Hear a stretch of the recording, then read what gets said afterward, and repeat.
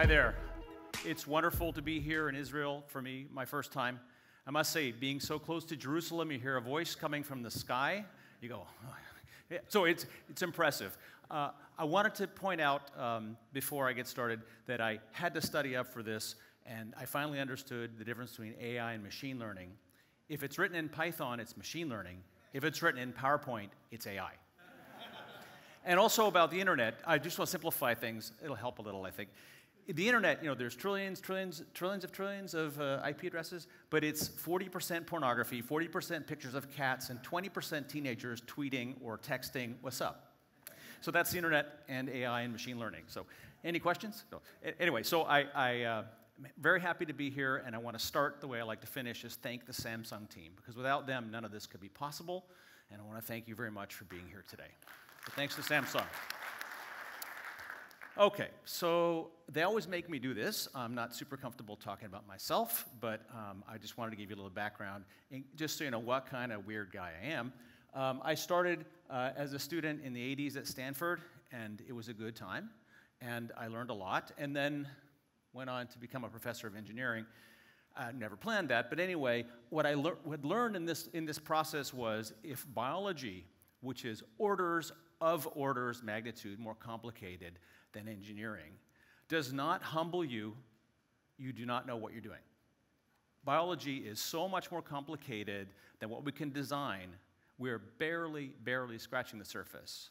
And so my mission today is to give you a little flavor for that. And I do it with the humility that actually studying biology versus learning the words gives you. So we worked on a little bit of coupling biology to electronics. One of the first things we did in my lab was try to reduce the number of animals needed for drug testing. And so we grew tissues on chips. So you can see there, that's a neuron. The idea is to try and do some very primitive screening of drugs early and narrow down the pipeline. And I'm going to talk about finding new drugs in a minute. And then in the 90s, we realized that PCR was awesome. This technology for amplifying DNA and looking for specific genes. And it was before sequencing was really a mainstream thing. But we realized also that about 2/3 of the cost of doing these diagnostics, keeping them from patients, was labor. People pipetting fluids, moving, shaking, looking at vials. So we automated that, and it's now many years later, but almost 150 to 200 million of these diagnostics have been shipped. And so diagnostics was really a growing up thing for me and also a lot of fun. And then when I decided to retire from Stanford, I went over to SRI where I'm the CTO. And you may or may not know about SRI. It's about a 2,000-person nonprofit. But things like the computer mouse came from SRI, things like one of the 4 nodes of the internet and modern color television. And SRI is about the same age as Israel, interestingly enough. So the basic theme I want to talk about is emergence, which is this amazing, just from nothing, showing up of properties that didn't exist before from lots and lots of things. And the lots and lots of things have to be connected in some way. So to put that in the way I think about it, a pile of sand could have 1 billion pieces of sand, but it will not become conscious. And in the same way, computers can't become conscious anytime soon, so you can stop worrying about that. Emergence really is about these things being connected, if you have enough of them, in meaningful ways, such that information can move between them in some sense. And I'm going to talk about that in terms of a continuum where the number of things is represented on the vertical axis and the degree of complexity on the horizontal axis. So we start at the Big Bang, and I'm waiting for that voice to come back. But the particles occurred; they emerged. 10 to the 86, huge number. Maybe not as many as the number of cat photos on the internet, but it's a large number. And they formed atoms, and over time, those atoms formed molecules. And those molecules, I'm going to tell you, represent an almost infinite space.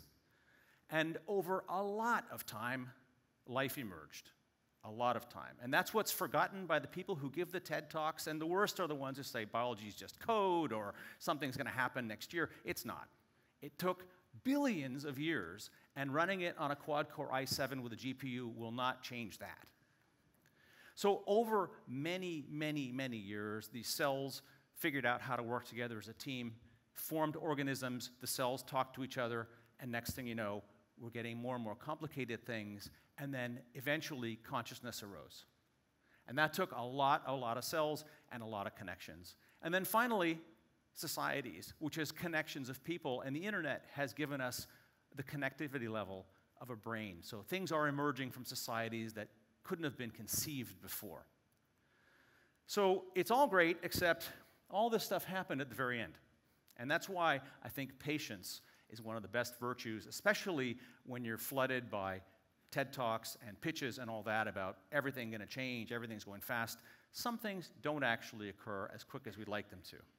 So this took billions of years, and it took us about 14.6 billion years to get to today from nothingness. And Stephen Hawking often states, or stated when he was alive, that the reason the universe is 14.6 billion years old is because it took that long for something to evolve that could ask that question. And that's called the strong anthropomorphic theory of cosmology. So the point is, it took a long time, and it all happened at the end.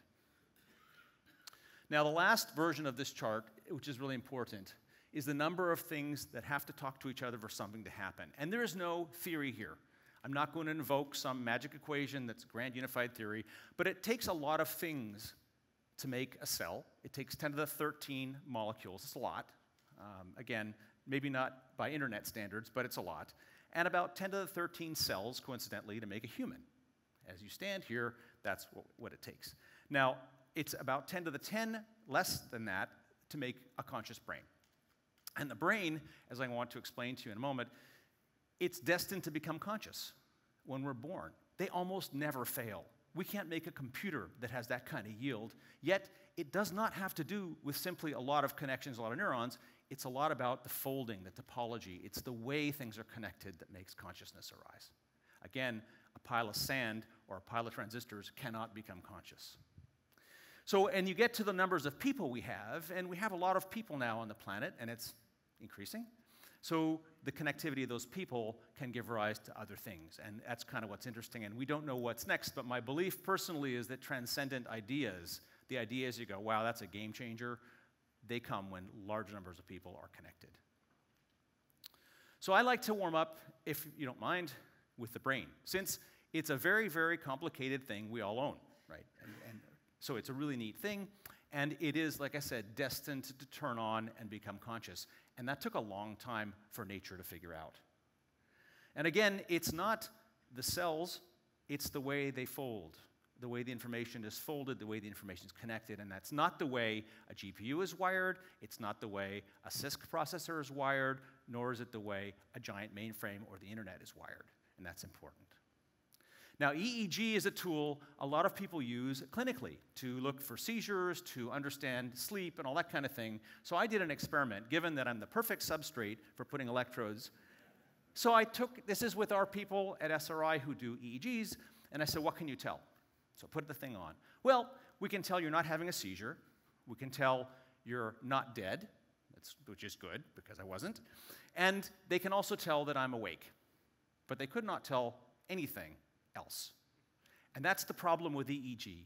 It's so flat in terms of information content. You've got 100 billion neurons you're trying to map by listening to the group babble.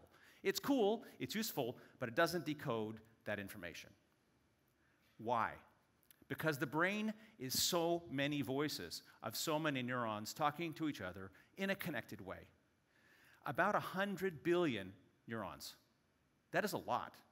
And those are connected with 10 to the 4 synapses, or weights. If you like neural networks, that's 10 to the 4 weighted connections between local and distant neurons. That's a lot. That's a tremendous amount of connection. So if you look at the brain as an engineer might, it's about 10 to the 15 synapses, or weights. And you could go, well, I could conceivably make 10 to the 15 bytes of memory. I mean, there's way more than that exist. Uses about 25% of our body's power consumption, which we're about like a 100-watt light bulb. And so it's about 25 watts. It's pretty good compute power for the wattage, and it's pretty small. So it's not a voluminous thing. We don't need much heat sinking, and it does pretty well. And the cool thing about it, which I want to reemphasize here, is it's the connections. If you fall asleep, you wake up, and you're still you.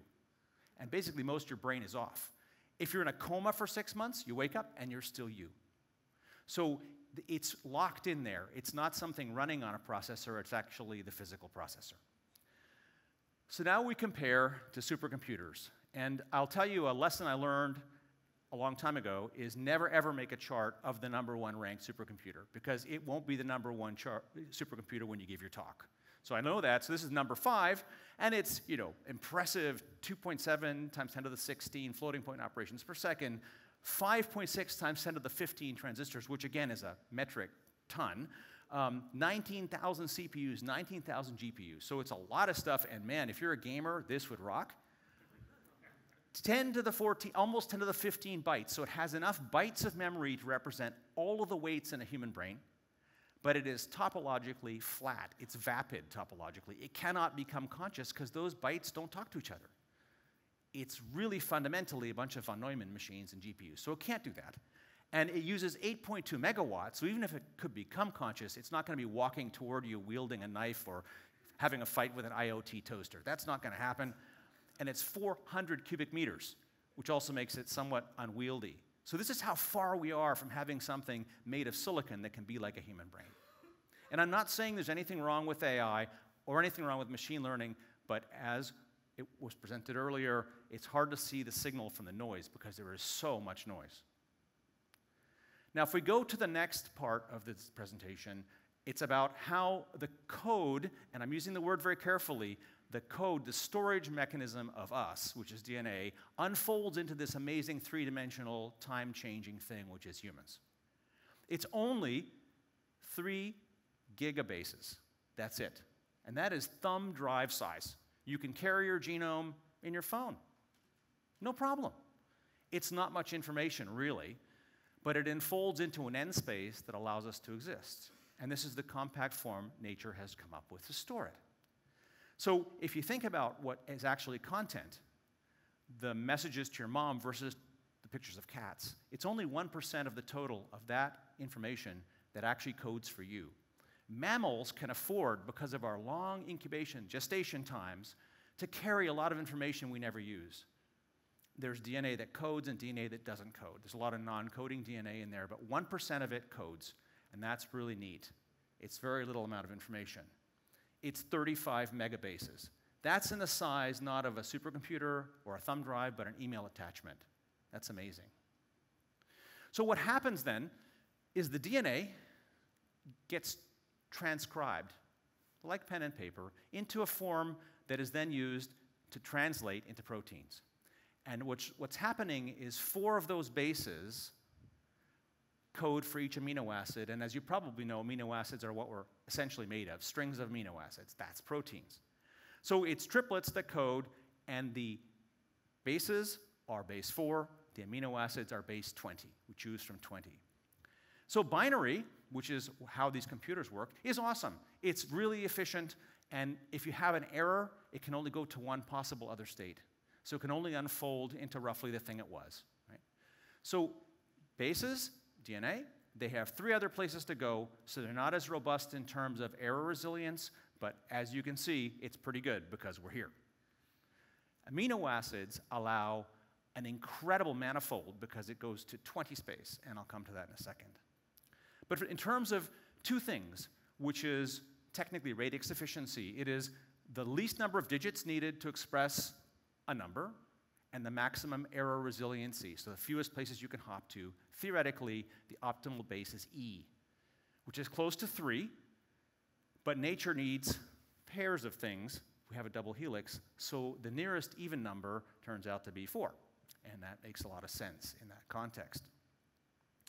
So if you look at the proteins that then get made, and this represents, most of us, the average protein in your body is only 78 amino acids long.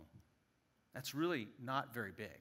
Right? So you think there's lots of big proteins, but the average is pretty small. But if you look at how many possibilities of amino acids there are to make something of 78 residues, it's 3 times 10 to the 101. That right there is a full stop for someone who got a PhD in computer science and starts talking like biology is easy. It's not, and this is an infinity. It's a tractable, numerically bounded infinity. You cannot explore 10 to the 101 things, period, full stop. Now I turn to my favorite protein, which is the antibody. And it's my favorite because it can cure so many diseases, and it's really kind of neat. We are antibody factories. We make tons of them every day, and that's what protects our body from foreign invaders, from cancers, and most of the time it works. So there you have an enormous search space, 10 to the 143. Now again, there's way less atoms than that in the entire universe. So you can't possibly search it. And that's why when someone sits and gives a talk and says, we're just going to throw AI at it and find new drugs, it just doesn't work that way. And it cannot work that way. And I hope if you just see this number without a board full of math, you can see why it's impossible to search this space. And that's just one of thousands of possible proteins. It just happens to be a choice because we need these. So to sort of give us a breathing moment here, the biological computer is the biggest computer ever built, and it's been running for 4 billion years, and here we are. We are what it did. And that machine that we are makes 100 million antibodies every day against the cold, infections of all kinds, and mopping up the little cancers that pop up in us, hopefully so they don't turn into big ones. So we need them, and occasionally they cause autoimmune disease, but they are our primary line of defense. So if you look at the drug space, we're not producing many drugs. And I will show the same chart that Shankar showed, which is a very meaningful one, the Heirloom's law chart. And it's interesting. We still need new drugs. We need them to work. We need to have a good sense they're going to succeed. And you cannot magically compute them. You can't talk to a computer and say, give me a drug against the common cold or against HIV, or we'd have already done that, and we probably will never be able to do that. So there's a lot we can do, though. But the first point I want to make, hopefully you agree with what I presented to you, you can't compute them all. You can compute some of them. And the question is, how do we get faster and better at that? That's great. But with 10 to the 81 atoms in the entire universe, you couldn't even make a tiny fraction of them, even if you could. So you can't just make them, you can't build a computer with 10 to the 81 transistors. You can't. So why? Why is a person like me up here talking to you? Well, we need these drugs. We need them badly. And if you look at the top 10 drugs in the world, 6 of them are antibodies. That thing I showed you, 110 amino acids make up the binding. Again, that's a huge search space, 10 to the 143.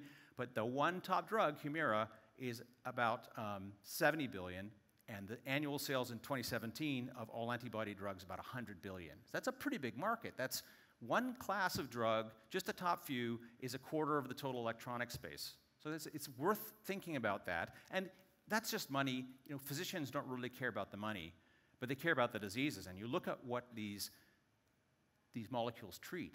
Everybody in this room probably knows someone, so in some ways been touched by some of these diseases I've got on there. Cancers, autoimmune diseases, all of these things are horrific for patients, and the drugs that work best tend to be this class that actually get in there and block the mechanism. So antibodies are awesome. We want more. They're just hard to come by. Heirloom's law, as you saw, is about the cost of drugs getting out of control. That we crossed over in around 2000, about $1 billion to get one drug on. But what I really get scared about is not this curve, but where it ends. About 2025, 2030, the cost of getting a top drug on the market will exceed its lifetime revenue. That is broken. So what are we going to do about it? Well, first of all, we have to embrace a simple truth. Combinatorial space is like real space, outer space. It's mostly nothing. And at great distances, there are little clusters of good. And so what we've done so far is we've found, nature handed us a couple of clusters of good that evolved over billions of years, and we tweak them and we search around them. We're not finding new clusters, which is what people often promise with these new software tools. We're tweaking. So what are we going to do here to get the new clusters, right? So again, it's mostly nothing with interesting somethings. And if you think about real space, it's mostly vacuum with some space dirt. So trying to compute to find new drugs is really like trying to pan for gold in the ocean. There's some gold in there, but the odds are pretty slim. So this is really what nature said. Matter compute thyself. And over 4 billion years, you can see it works, but it takes time. What we can do, though, with tools we have, is something like this. And this has been done. And when you hear people present their stuff, they tend to not talk about all the work that's already going on because it dilutes their message. Well, I'm not talking about work I'm doing at all, so I can dilute it as much as I want. But what's been done several places is to take AI and machine learning and give them the repertoire of chemical reactions that's known, about 40 million of them, and say, shoot some code into a machine that can make large libraries of molecules. So it can expand the chemistry into 10 to the 8, 10 to the 9, 10 to the 12 even molecules that are essentially random within a search space, and then you apply them to a screening tool that says, does it bind to that cell? Does it kill that cell? Does it glow? Ask your question, and right now we can only ask simple questions like that, and then figure out which yielded something, and then feed it back. Teach the algorithm. This is starting to work, and I can say if we screen, say, 10 to the 8 molecules against binding, we might find 40 or 50 of them that bind well or better than the molecules that they're competing against as references, and some of those actually treat. Most of them just bind and don't do anything. We want them to bind and inhibit. So this is the process that actually is possible today. But it's still in its infancy. But there is so much we can do today with what we have on our bodies. I wanted to close with that. So there is stuff we can do right now. And the stuff we can do right now, you probably got parts of it on your wrist and in your pocket. So an example of one of my dreams, which could be realized during my lifetime, is you take somebody who's ill, you prescribe medicine, and you use the wearables already on them. And you look to see, did it help? And you take that data and you feed it back to the healthcare provider. Did the drug work? Did the drug not work? Do we need to change the dose or change the drug? Right? So you can imagine a simple scenario, maybe less dramatic than someone having chest pain, but someone with rheumatoid arthritis who's sitting there not getting up much in their house. You give them a drug, maybe Humira. Does it work? Well, you can tell if they moved. You can tell how much they moved. You can tell where they went. You can tell what their heart rate was. All with stuff we're mostly already wearing. It has not really happened yet, and it astonishes me that that's one of the biggest low-hanging fruits today. And I hope that you will work with us in this beautiful ecosystem of Samsung and try to address some of these things, because I can feel the talent here. This place is rich with smart people. And so it's really, my plea is let's work on this stuff together. And I want to thank you, and again, thank the Samsung people who made this all happen. They're just awesome to work with, and I want to thank you for being an awesome audience.